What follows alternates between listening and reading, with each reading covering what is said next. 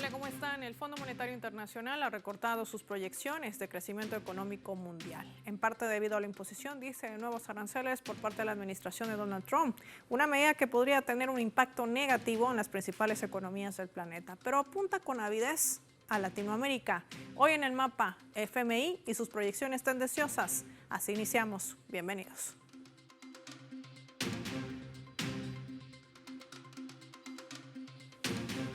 Les proponemos por esta razón desplegar nuestro mapa y revisar informes comparativos que hablan de crecimiento o de crecimiento económico. Veamos.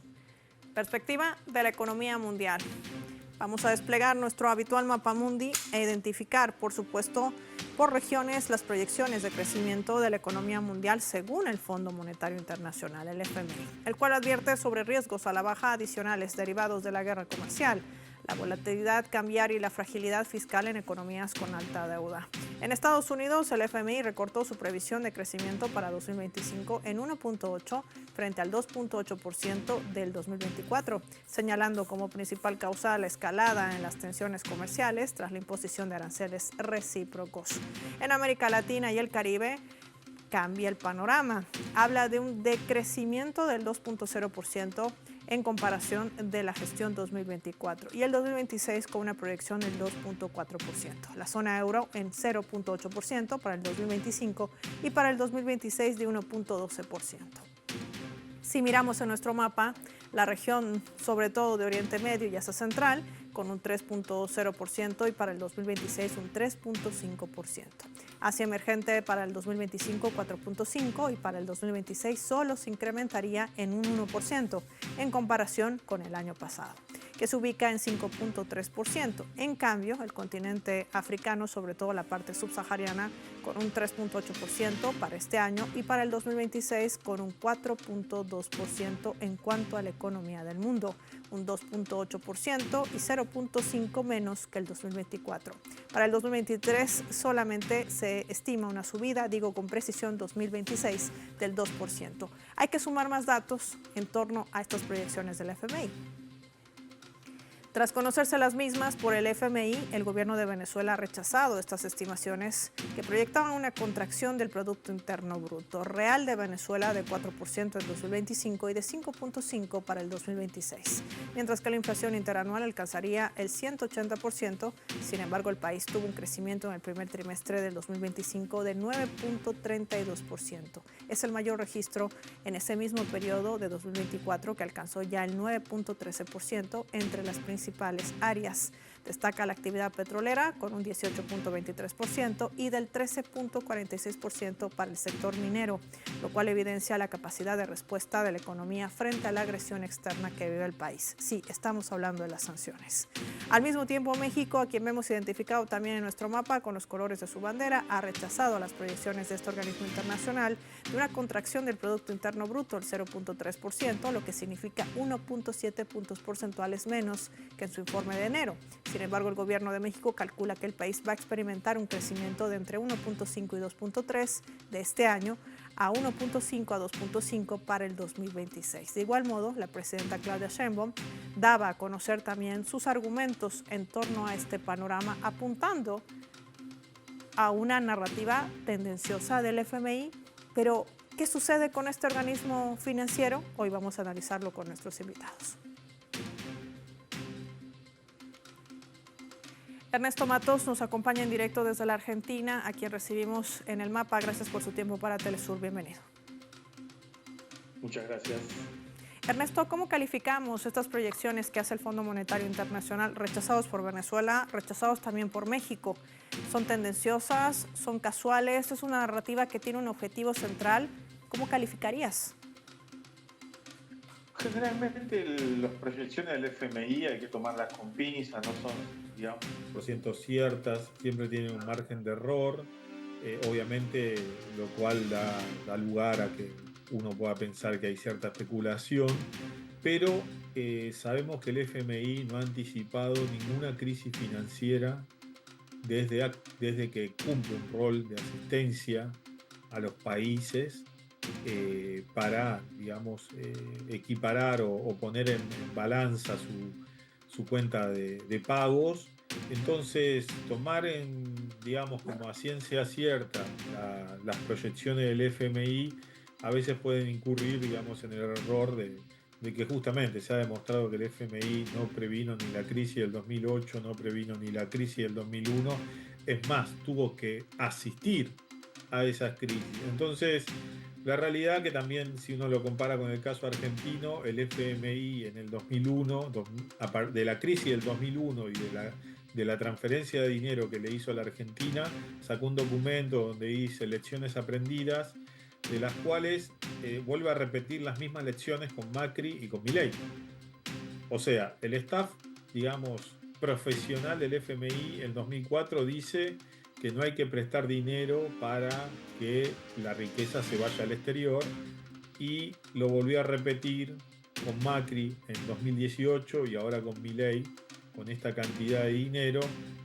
Por eso hay que tomar, no digamos subestimándolo, pero sí con pinzas y con dudas lo que proyecta el FMI, porque generalmente puede cambiar de opinión en cualquier momento. También tomando en cuenta que dentro de estas proyecciones es muy benevolente, si vale el término, Ernesto, hacia Estados Unidos, un país que no descarta ir a recesión, sobre todo por esta guerra comercial que ha emprendido la administración de Donald Trump. ¿Estamos a puertas de un Bretton Woods 2.0? Estamos en un momento de cambios de dos economías. No hay que olvidar que el FMI, a partir del 2005, China y Japón consolidan el segundo y el tercer puesto de influencia en las decisiones que se toman en el FMI. Si bien Estados Unidos tiene el poder de veto, el bloque asiático hoy que vemos, Corea, China y Japón, tiene un peso muy, muy fuerte en el FMI. Ahora, en ese contexto, lo que se está viendo también es que el yuan es una moneda de rescate internacional. Entonces, estamos asistiendo a una transición de monedas de hegemonía comercial como la norteamericana a una más basada en el yuan. Cosa que, si uno se pone a pensar en esta guerra comercial, Japón y Corea tomaron un lugar ya en estas diferencias de idas y vueltas con Estados Unidos. Lo tomaron junto a China, lo cual es un momento histórico porque justamente está marcando el inicio de un proceso que tal vez se consolide con el espacio de los BRICS, si avanza en las instituciones financieras que en el 2023 Xi Jinping había anunciado que se iban a hacer para estos años, digamos, ¿no? Ahí están algunas claves que nos ayudan a entender el manejo también de estas proyecciones de un Fondo Monetario Internacional, sobre todo cuando tienen relaciones directas. El caso concreto de la Argentina, qué buena comparación para poder entender qué es lo que realmente se leen detrás de estas proyecciones, más allá de los tecnicismos económicos, como bien nos dice Ernesto Matos. Gracias, Ernesto, por tu tiempo para Telesur, para el mapa. Marquemos nosotros una pausa, al regreso más análisis, no sin antes revisar nuestra escala.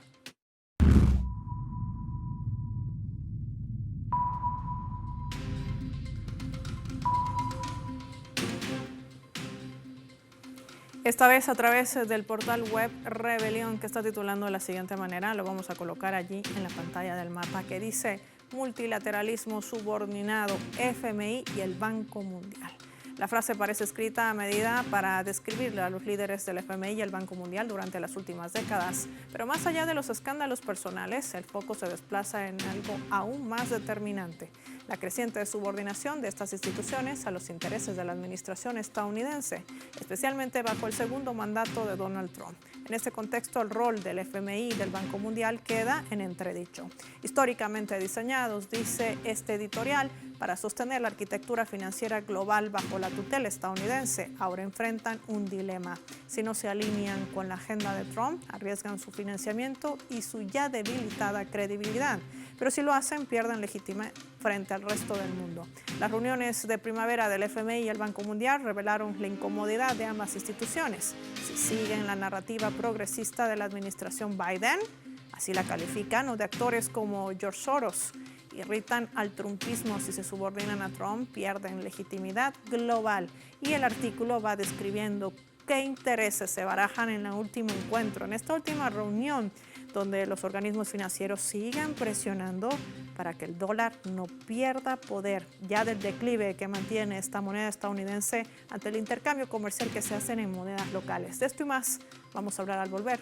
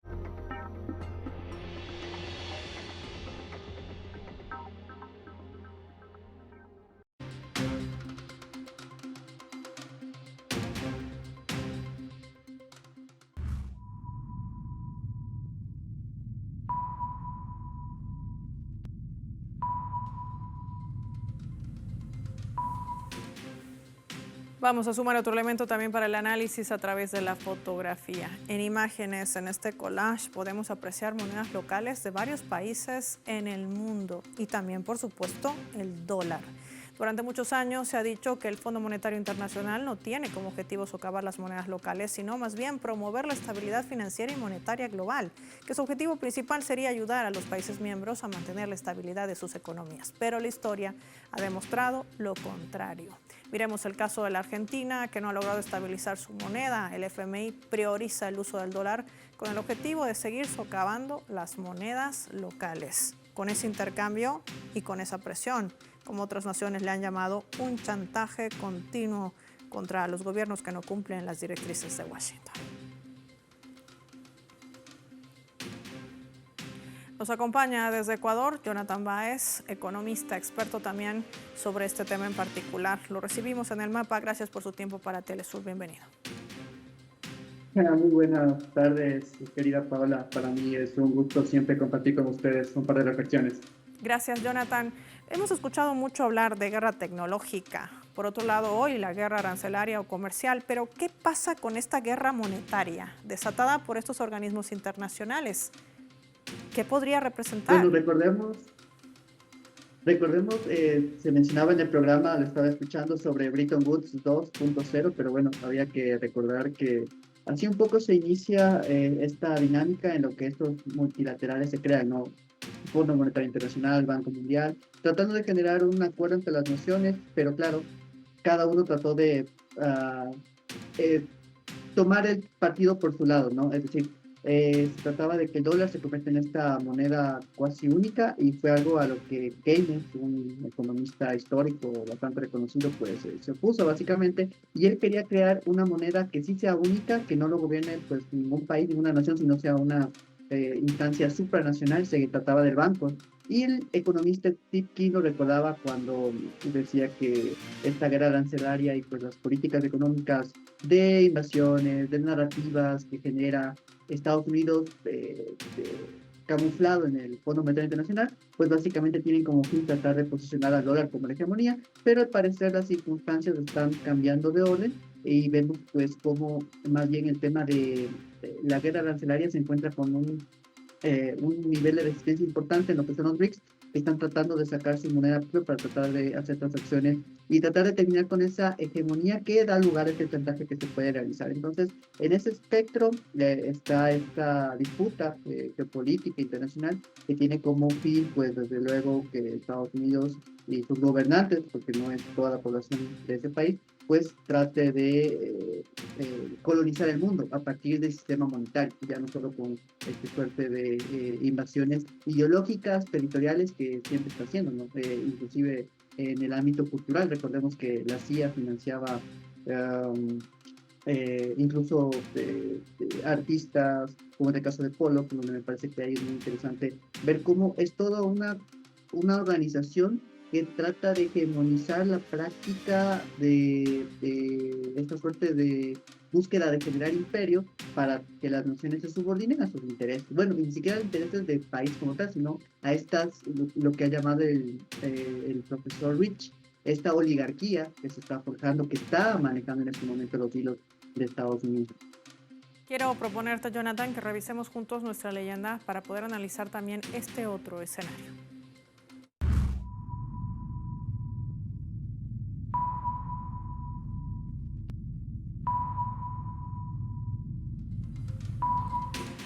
La presidenta de México, Claudia Sheinbaum, se pronunciaba ante los pronósticos del Fondo Monetario Internacional. Durante una conferencia, la mañanera puntualizaba esto. Desde ahí venían las instrucciones de qué es lo que tenía que hacer México, incluida la reforma energética, pues tienen modelos económicos que no toman en cuenta lo que estamos haciendo, como el Plan México, sentenciaba la mandataria.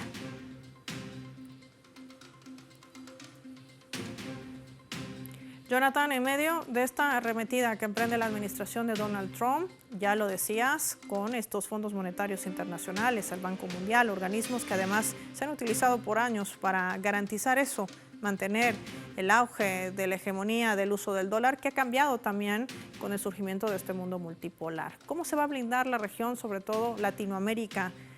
Sheinbaum habla, la presidenta, de un Plan México, pero otros países también tienen alternativas para seguir marcando el rumbo de su economía sin este tipo de condicionamientos. Bueno, qué importante es que figuras como Sheinbaum estén presentes debido a que en un momento todas las políticas económicas de corte neoliberal que implantó el FMI en conjunción o en colusión con los gobernantes de ese momento, pues dieron la debacle de los países en el 80, en el 90 y estalló en el 2000, ¿no? Por eso tuvimos varios organismos, varios gobiernos, como el de Kirchner, por ejemplo, como el de Ecuador también con Correa, que lo que hizo básicamente es decir que esas deudas eran ilegítimas y básicamente pues se nulificaron. Esto significó que hubiera recursos para los países. Hay estudios que tratan de defender que los países tienen que pagarle al Fondo Monetario Internacional y de hecho Sturzenegger, que es uno de los que en este momento está manejando el tema de la deuda con Argentina, tiene un artículo en el que dice el daño que se crea porque no se paga a estos organismos multilaterales las deudas que son pues autoinfligidas de los países, pero lo que no dice estos artículos, estas investigaciones, es cuánto bien le hacen a los países, porque ahí pueden manejar sus economías, pueden dar salud, pueden dar educación, y esto genera bienestar en las poblaciones.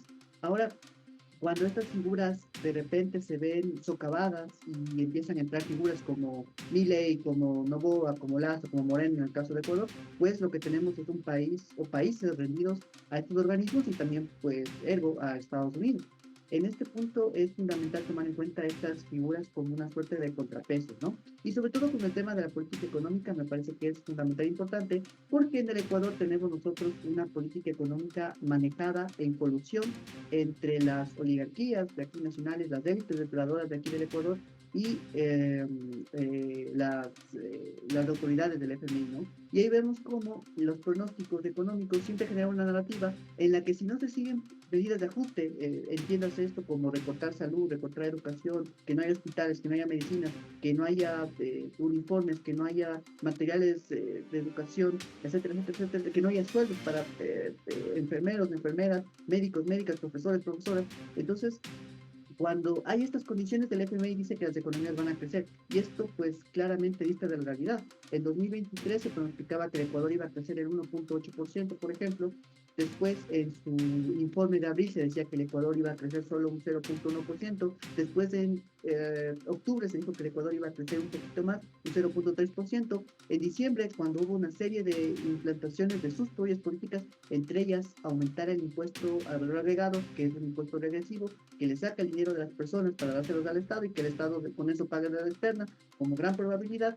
Al final, el Ecuador decía que iba a decrecer, entre otras cosas también, por una crisis energética que fue autoinfligida también, debido a que quieren privatizar como parte del paquete que aprobó gobernantes del Ecuador con el FMI, básicamente quitarnos los activos del Estado, y esto obviamente nada de fortalecer a estas oligarquías, a estas élites que tratan de quedarse con los activos del Estado. Entonces, al final se dijo que el Ecuador con todo esto iba a decrecer con sus propias políticas económicas y al final de cuentas no tuvimos un decrecimiento de 0.4, ya las previsiones del Banco Central del Ecuador muestran un decrecimiento del 2%.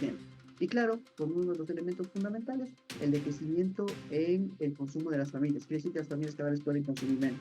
Entonces vemos cómo el FMI es parte de este conjunto de instituciones que tratan de generar narrativas en la que el ajuste es el único camino que tienen los países latinoamericanos, por ejemplo, también en África, y ante esto, pues, figuras como la de Clara Sheinbaum y de los que podríamos clasificar como gobiernos progresistas es fundamental porque muestran con datos, con hechos, con evidencia empírica que el ajuste no es el camino. El camino que tienen que seguir los países es básicamente fortalecer la demanda y esto se produce solo fortaleciendo el Estado, sus capacidades y su regulación en los países. Entonces, con estas condiciones, vemos que es una disputa política, ideológica, geoeconómica que se está jugando y que el FMI claramente está bajo los intereses de la oligarquía de Estados Unidos y por lo tanto en contra de los pueblos latinoamericanos. Qué puntual lo que destaca nuestro invitado Jonathan Báez en medio de los condicionamientos que marcan y que tienen un objetivo central: desmembrar los estados, el desarrollo y con ello también el avance del progreso en estas naciones de nuestra región latinoamericana. Seguramente muchos gobiernos pensarán dos veces al momento de endeudarse con el FMI como lo está haciendo hoy en día la Argentina. Gracias, Jonathan, por tu tiempo y compartir tu análisis con nuestros televidentes. Finaliza el mapa y lo hacemos revisando nuestro vector.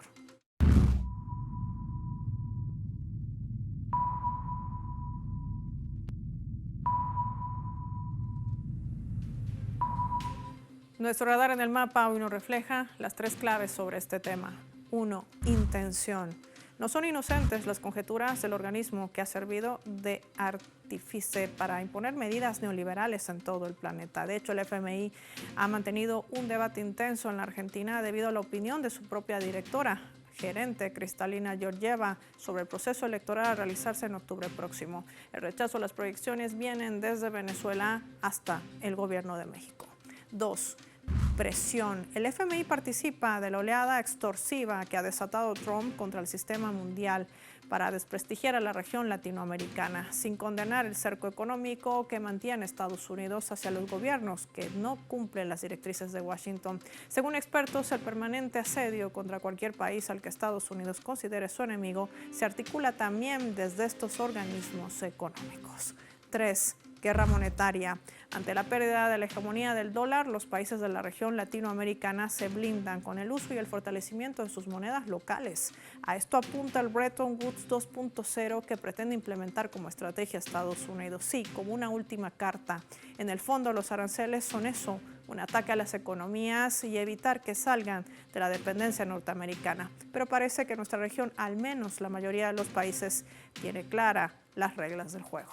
Soy Paula Pérez y nos vemos en otra edición del Mapa.